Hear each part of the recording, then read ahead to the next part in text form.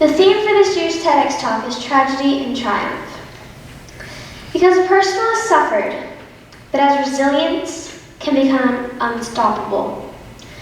Because a person has suffered, but is willing to raise their voice, will always stand out to others. Now today I will tell the story of a voice.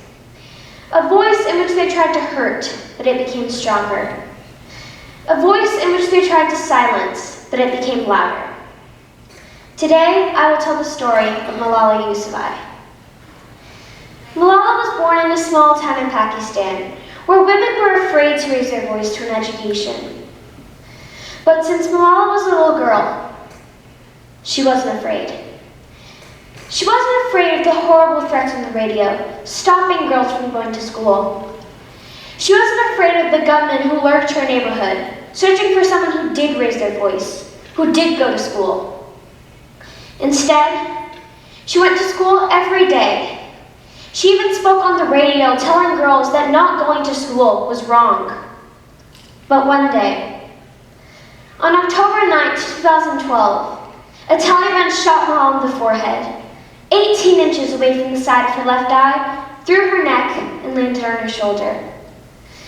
Malala only had less than a 70% chance of survival. She went through more than 72 full hours of painful surgeries. She had to learn how to speak, to move, and to walk again. She had to learn how to read and to write again. But after all her struggle, after all her pain, after everyone thinking that she would die, she didn't. And in 2014, Malala won the 2014 Nobel Peace Prize for her struggle against the suppression of children and young people, and for the right of everyone to an education. Malala wrote many books and speeches, inspiring people to raise their voice just like she did. And today, the Malala Fund helps countries like Brazil, India, Nigeria, and Pakistan, so that one day, everyone can go to school. But we still have more than 130 million girls without even the chance to go to school.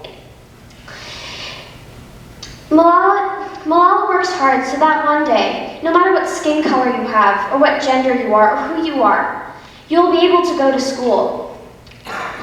Ladies and gentlemen, Malala tells her story, not because it's unique, but because it isn't. It's the story of all of those 130 million girls who didn't get a chance to go to school. Yet, ladies and gentlemen, Malala had a wake-up call. When she was shot in the head, she had a wake-up call.